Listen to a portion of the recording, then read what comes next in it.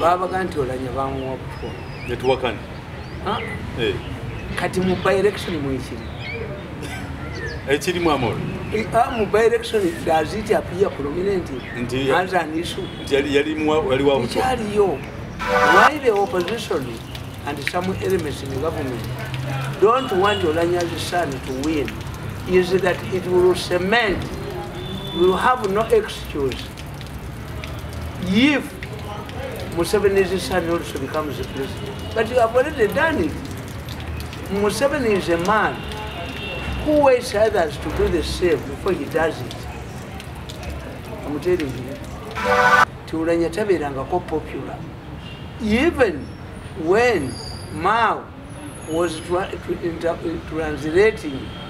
the alleged father of Olanya, his speech, he was finding problems because the man was speaking a language and this man doesn't know language. Me, I looked at this man. I looked at Mao, he could not comprehend exactly.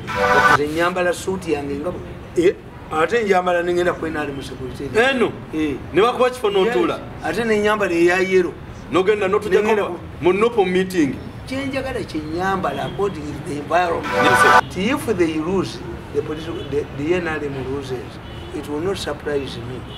NRM is the only political party, ruling party, that does not have cohesion. You will see NRM supporters behind the no. Let us defeat Museveni here. Let us defeat this man so that Museveni does not use it to propel his son into power. A party, NRM is not a political party. It is what? A political party has cohesiveness. A political party has shared objectives. A political party has ideology. Me, I don't have any problem. In fact, people don't know where I belong. Many people ask me, Mirundi, where do you belong? I'm a supporter of Museveni.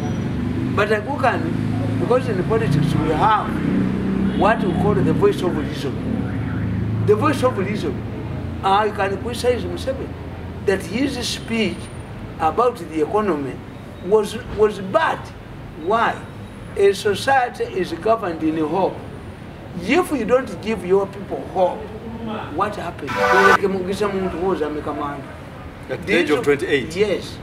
These ones disagreed with Museveni, maybe on principle. Those ones I can see.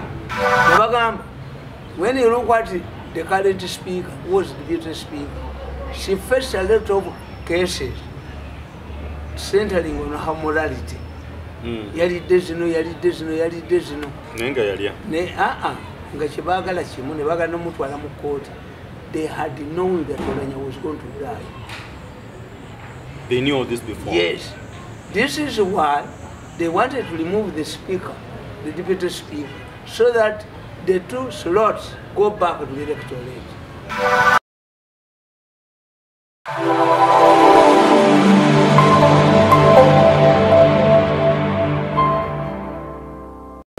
Awamu ne senior Tamale Mirundi omusajja mugusansonga mu ggwanga abadde mu misinga kangwezi kale tukomyo naye abayemu ku national important issues eziri mu ggwanga essaawa zino Omoro efuusa Omoro speech ya President Museveni abana Uganda government egenda bawe suubi kati bali suubiresi they're just hopeless lwabogo naye wammalirize ne Mr. Medo ina amaanyi bannange kati ku media zonna ogenda kuddawo no you see problem ebalemu ezeki nti mulimu okutegeera ensonga ebeera kati kankubuuli babaga nti Olanya bamuwa butwa netuwakani kati mu by election mwekiri ekiri mu Omoro mu by election does it appear prominent as an issue nti yaliwa ikyaliyo nabagamba nti nze wotegeera nti had presidential because Olanya has never been a popular figure in that constituency. Nabaga nti Olanya mulango si mukibuga bwe yafa baayagala ono Chief Justice yali ayagala abakyoli bamukolereko bafune omukyoli omulala afuuke speaker. Oh, A change. kwekola application alumbe. Where do you find the chief justice becoming the village chief? Ate yalugwiramu kuba yagenda ne Mengo n'afukamira. Ever since he came from Mengo, what other serious issues has he done? How can the chief justice apologize? The problem he made was to become an actual chief. A chief justice cannot, because when you go to Mayega to apologize, Mayega is a lawyer, has farm, legal farms. Can't Mayega now use it as blackmail to get favorable court rulings? So I say when you do must resign. But even if he didn't resign, has not featured prominently anywhere. But Olanya was unpopular. Let me tell you.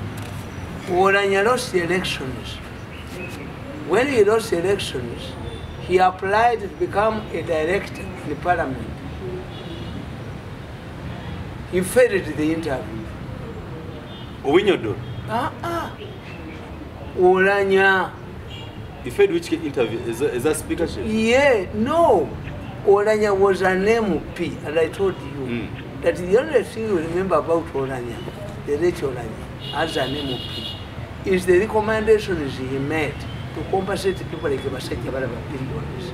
That was the Olanya committee. 2. Olanya failed to come to parliament, and he was jobless. He even applied for a job in the parliament. He failed the interview. Then how did you qualify to be? Anti yaddayo kyenkugamba Olanya has never been a popular person. I get your point. This is why now when the government started gerrymandering the constituencies, they bafuna obupapa jobo nobumeka. Gerrymandering biteriyo. When the party, the ruling party, or any the government has lost popularity, they do what we call gerrymandering. Gerrymandering means you create constituencies in areas where you have support. This is what happened in 1980. Apache North, Apache East, Apache West, Apache Northeast, Apache District yemu muchinana ina constituency ta. Nga Mpiji eyalimu Wakiso, Mpiji, Butambala, nge inanya.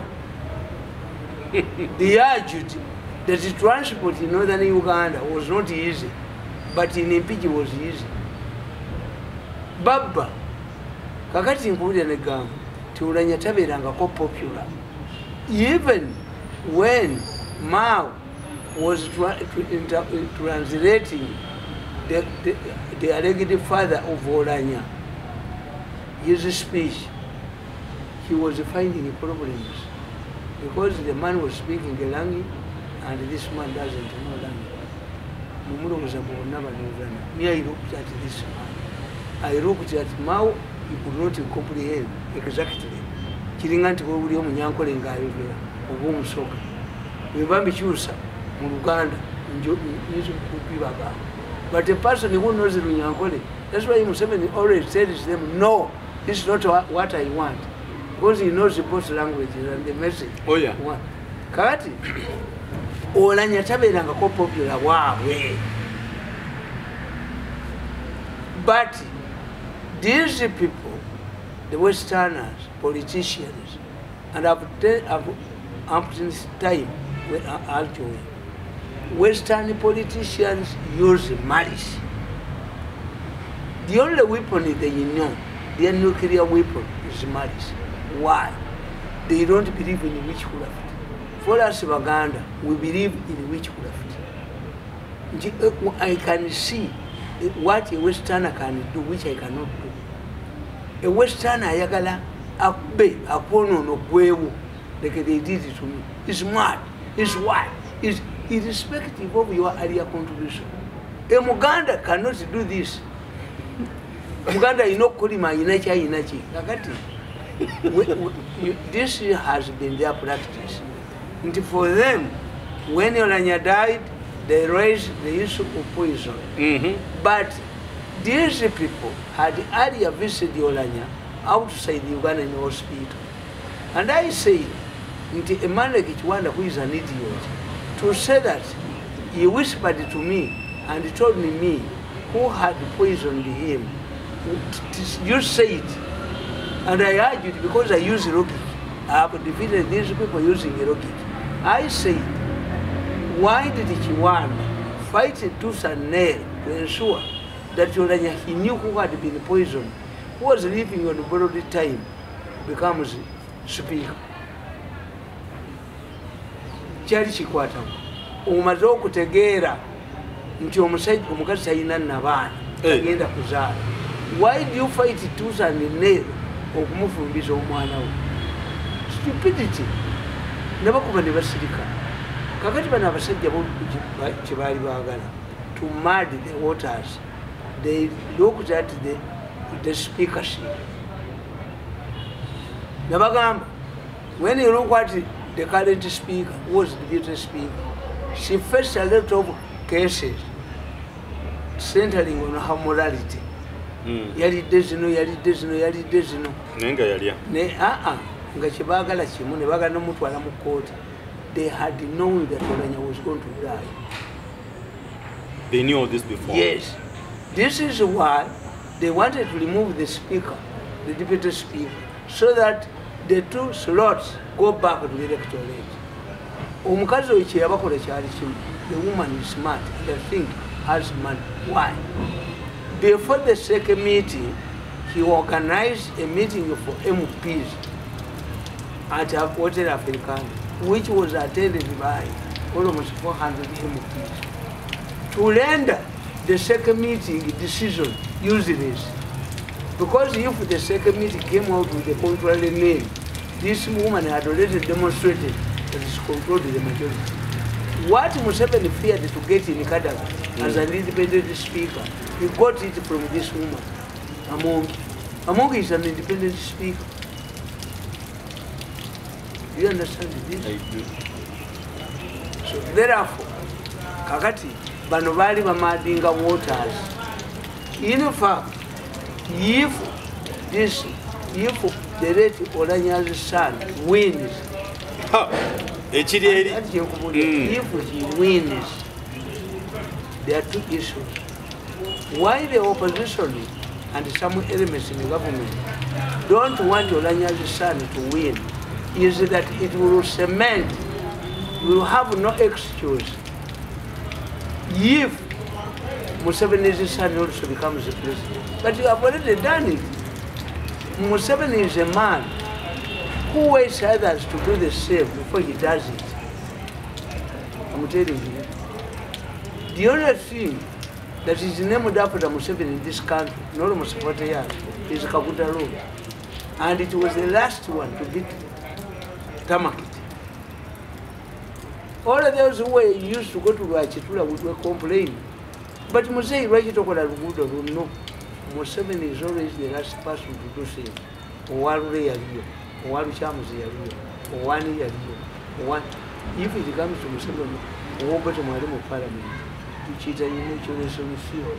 Okay. Inauguration theory means you do something that prepares the public. Once it is done, then they are used to it. Okay. Awonjagala okubuuliza naye nga nsooka kwebaza onyumidde mu ka people power. Nze nyambala according to my likes.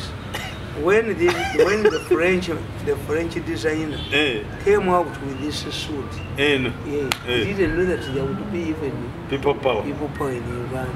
Umenyenze in 1980 naliwo one. Let me tell you, the African stupidity. One, the colors of Uganda post office were green and white. They were changed during competitive time. That these are deep colors.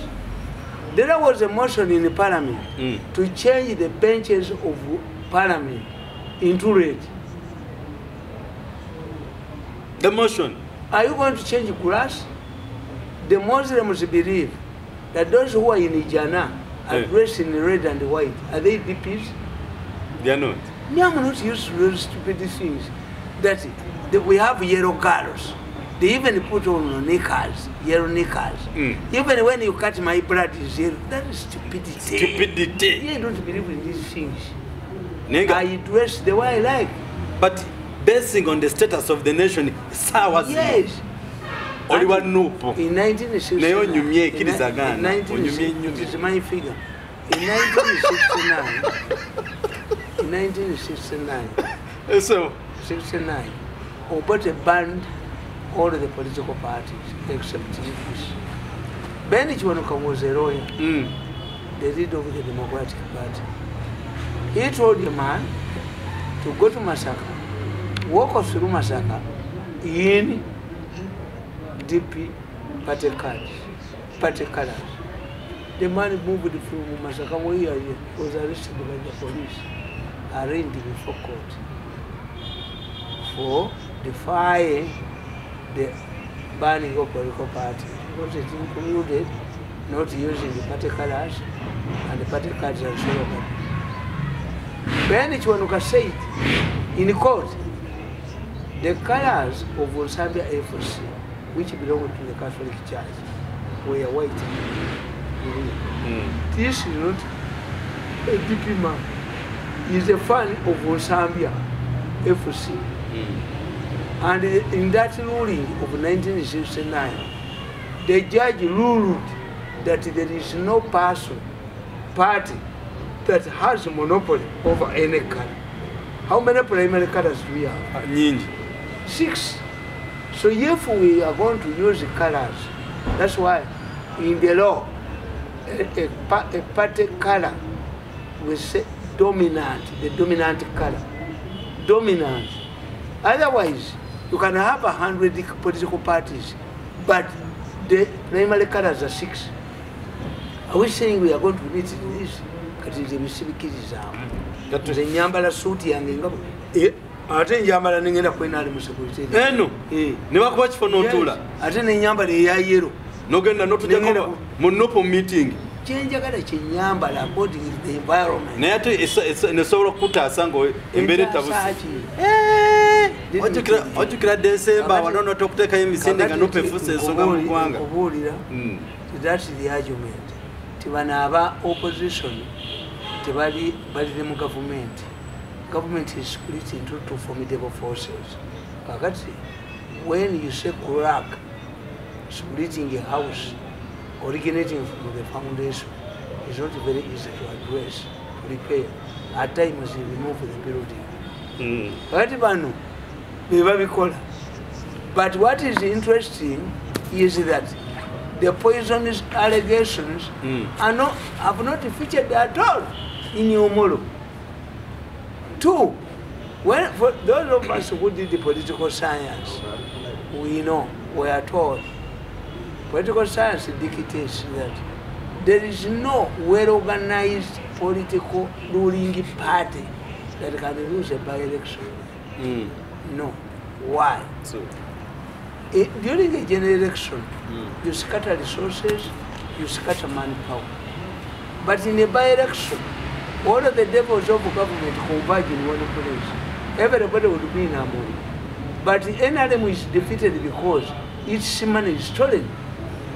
The only appear when a few days before elections, they don't look at service delivery. No. You go there, what have we done?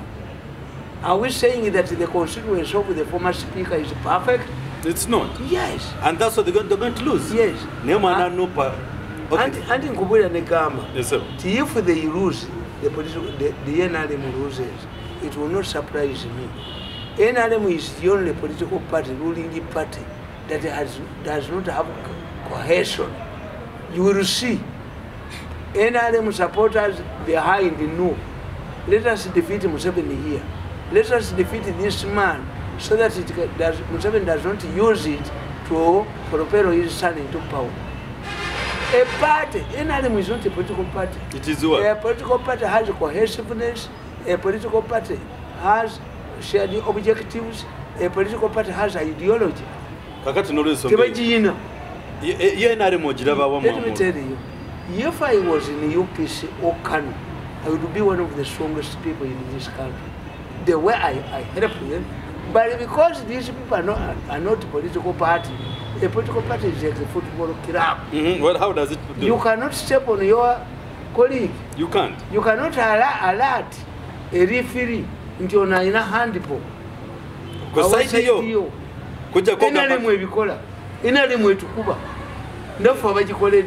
in fact, it is a taboo for NRM to be loyal to Museveni. If you want, this is a unique government. If you are supporter of Museveni, you are harassed. You don't get anything. Yes. I will not be surprised if NRM is defeated. Why?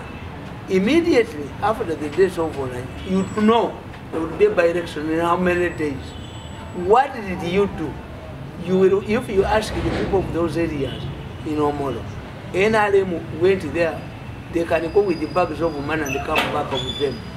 When you apprehend them at a rope, subject them to celebrating, they vomit the money. They don't use the money. Why?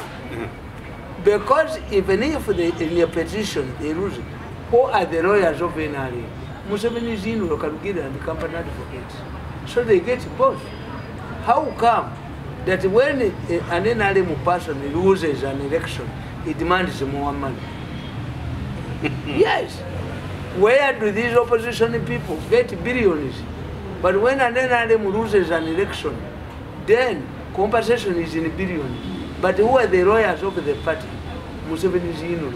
Okay. Yes. Kakati Mukulu Mirundi. Ngachali Omoro. Twalabyeko abnormal activities taking place. Ono mchala seninde. Nga commanding abakuba bana banu. But seninde is a failure.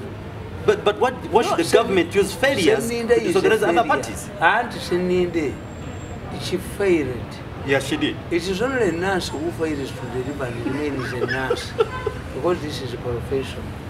But if Seninde failed in Uganda, how can you take her in an area where she does not even understand the language? Two, how can you beat people? Maybe allegation. It was allegation, but I observed there was there. Me, I don't take a Seninde seriously. Saba Kunzi, where has she performed? Yes, she failed to kukunge uwe. Nti akunge mwamo. Atakunga. Nobuke bakalwa kawuli. Bayizo kuwangulayo. Bagenda kapa. Pose bakakwata mbo kwasibe bati. Ati kankuboti. Era I pity these judges. Ugandan judges are not professionals. You cannot find the FDC a political party and you remove one of their MPs to help a party that has already registered 75%. That's not a judge. He's not a judge. High court judges are not, judgments are not based. They're based on logic. Tekiriyo. Nayenga. Ojeyo muntu esoloti. OFDC. How many are they? They are very many. Are you helping democracy? No, they are not helping. Is it, if you look, store those judgments. One day they will answer. Ugandans should keep those judgments. Ugandans should keep those judgments. They were calling their judgment. One day, such a judges will be called to answer, and they will tell you there was influence of pedophily. Yesterday in the morning, onomwami mwera delinya linga wa NRM kuchikwa ali kuchitebe wa gurei. But did they never locking offices za nupu ne baziyingiramu ne babamu ne sente in their presentation? Because I was there, with evidence. I'm Omoro. Yes. And they broke the office. When you read my book about Bobby Wine, I warned this. You warned the NRM? When Imbabazi went to court, what happened? Court said, court gave you 10 reforms that had to be implemented before any other election. Uganda's election became a process, not registration. It comes from registration, voting, counting of votes, and declaring the winner. It's a process. But most of these NRM people don't understand. What causes nullification of election? But I've told you, these people get a double payment. Even when they lose, a petition in court. The lawyer, the judgment of an election judgment concerning the election between the man who proved out his petition. How can you say that? We declare Museveni win. How? Over who? Adugo musango kuchaliyo. Over who? No. The Owinye Dolo. I pity him. They should pity him. He should know where is Kavuma. Stephen Kavuma, a former chief deputy chief justice, failed to become a chief justice. Why? Because he was seen as set out to win. Kavuma is now chairman of a board of civil aviation. Who is not an engineer? When you get Katuleve, where is Katuleve? Yes. Some judges in Uganda cannot get their salaries through the banking system. They are blacklisted. Babinyo. Kakati as a judge, me, the Rwabogo you are talking about has failed to handle me. Why?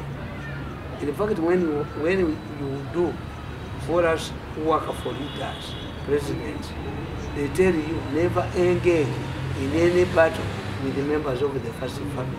Why? You cannot win. Why? Because these people see the president informally, you see him formally. But in the Museveni's case, I knew I would defeat Rwabogo. Why? If Rwabogo harbors president's ambitions and has not been sanctioned by the president, I know his president's ambitions will fall flat. I knew him. I knew from day one that Rwabogo wouldn't be, he has been selected in fact, let me take you. Do you know? The UCC, Uganda Communication Commission, has received the instruction from the president to apologize to all of those institutions, media institutions, they disabled. As I speak today, the director of UCC is in a meeting with Rwabogo and others. Museveni has told them to apologize. Huh? The president has told the UCC director to apologize. In writing, there was no reason why she was interfering in my programs. And if it happened, she should even apologize to those institutions. I have my machines here, as I talk to you, yes, these people, the UCC director is in a meeting with Rwabogo and others after getting instructions from the president. Even Rwabogo should apologize in writing if we interfered with the end of my programs. I talk to say, why don't you say this? You wait what is going on. Okay, ngatutumaliriza ekyo Omoro. President Museveni okugenda mu Omoro mu kukampeni ga mutabani Wolanya nga yalema okugenda okuziika Olanya. What does it mean? Asose genda mbigali. You see, there are two issues. Museveni is a human. Yawadde n'endiga. Let me tell you. Chaka Museveni noba musamize. Museveni is a human being. Like any other person. We do understand. What would you expect Museveni if you went to attend the burial when you are talking nonsense? You killed him, Museveni. I worked with Museveni for 14 years. When Museveni senses stupidity, he does not take. You do your stupidity because they wanted to blackmail him. You have killed him. We want money. We want this. We want this. Museveni appointed him. I want it. When you see Museveni, once you want to blackmail Museveni, Museveni gets intelligence reports. And after getting intelligence reports from the ground, you can avoid it. Museveni is not to blackmail him. That's one. Two, he had an engagement in this African community. I remember there was a meeting where they admitted the Congolese. Which one comes first? They would have changed their body because the man had died a long time ago. And his body was born, how do we call it? The preservation of the person. Yes. But why is it changing? Already worry. Banubali bagala kulaga nti Museveni n'okuzika tajja kuzika. Kubanga they knew Museveni had to go. Which one was when somebody is already dead? Three. It is incumbent on the president as the chairman of the party to campaign for a party member. But it is not written anywhere that the president of Uganda should attend the body of a speaker.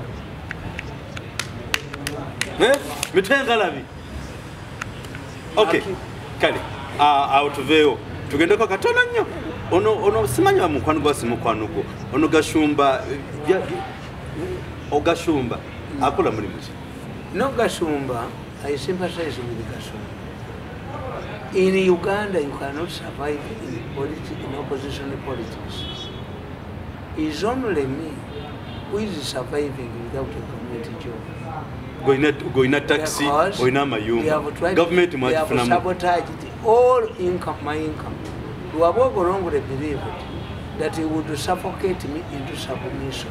That's not Mirundi's son. I'm very arrogant. 2, I don't have a loan in a bank. I don't do business. How can the revenue authority suffocate me? But people like Gashumba, I sympathize with. The other day, Gashumba was arrested, put in a prison that he masqueraded as a test. The same people who arrested him tomorrow is defending him. Gashumba, who started very well, Sisimuka Uganda, ended up. Because when you are following somebody, you should know.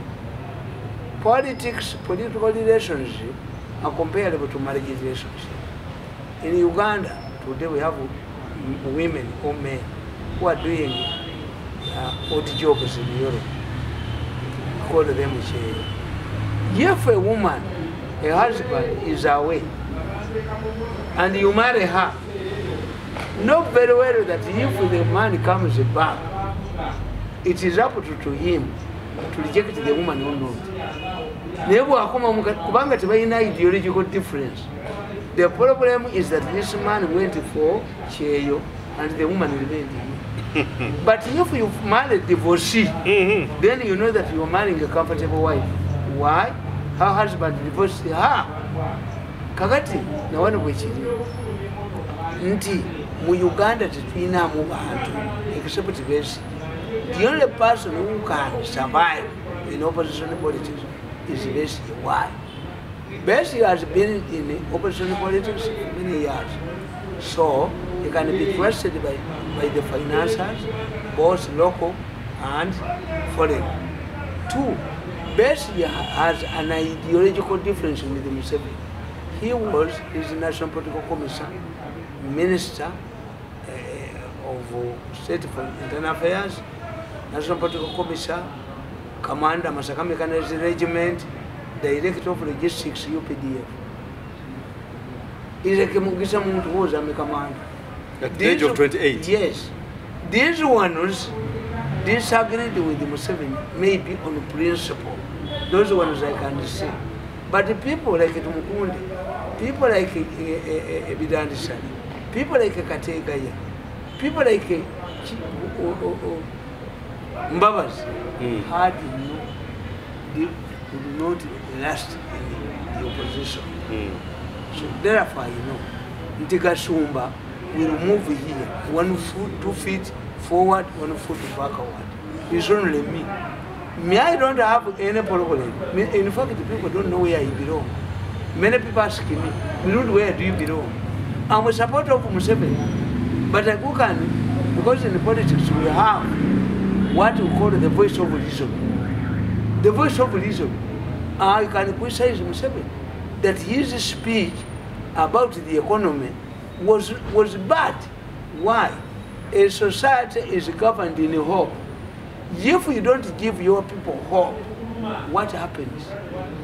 If today a person comes up and presents a better alternative, for Museveni says no, he does not have, he's fixed, his hands are tied. What if we get a person who puts an opposition leader who writes a paper and comes up with solutions? Let me tell you, the crunch in Italy, it forced Berlusconi out, but they picked Professor Napoleon of 95 years to fix the economy, which Berlusconi has failed to fix. This is what I'm telling you. a country is governed by hope. The president would have told the people, we are monitoring the situation. And as you know, our government responds. We did this in COVID, we did this with the NZK, we did this with the HIV, and we have handled the national problems. At one time we had refugees in many countries. Most of them are back. Uganda is now hosting refugees. So we are monitoring. I've set up a committee to monitor the situation, and they report to me in a month. Oh yeah. Yes. So is a government to tell you hope.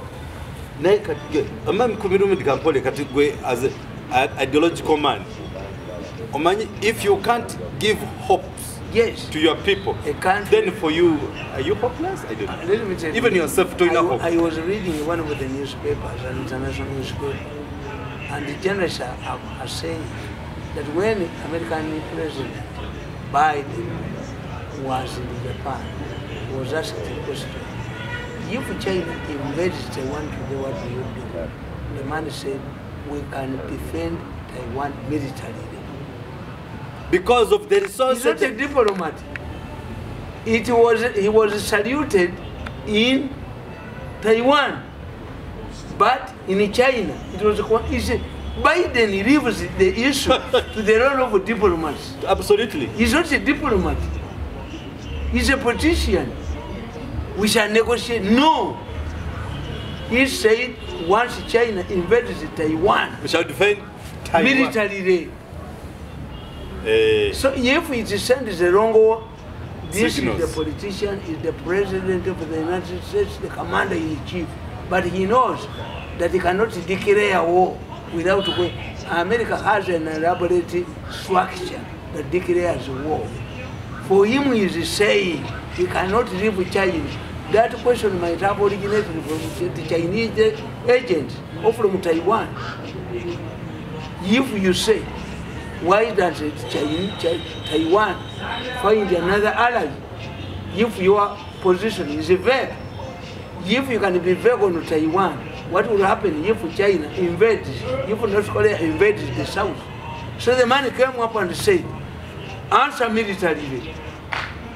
And the Taiwanese saluted him. When he was in Poland, Biden said, there's no way this man will remain in power. Talking about Putin. Yes, he leaves it guessing. So, amakuru gache mukuru Mirundi speech ya mukuru tibwa President Museveni tebadde hope yabadde hopeless. So hopeless. Teba atika chemukola. Mosei ya azewano yechikulu chalimba and is an old man. But don't we have other alleviating measures? I said, for instance, rice. We discovered that somebody created a bogus organization that is taxing vehicles that are bringing the rice into Uganda. 3 billion. That is fraud. That means if we remove these people who are scattered at all border entrances, you can reduce the price of rice. But just one decision of removing. Don't tamper with the, I say, if we reduce the cost of diesel, it will mean make a diesel cheaper. All of the lorries that are transporting food stuff, all of the machines are operating on diesel. They will make those products cheaper and mass production. Don't affect the prices will find. What is important? If you cannot reduce taxes, create living for these people to buy the high price. I get your point. Yes. Museveni said all of these schools that incurred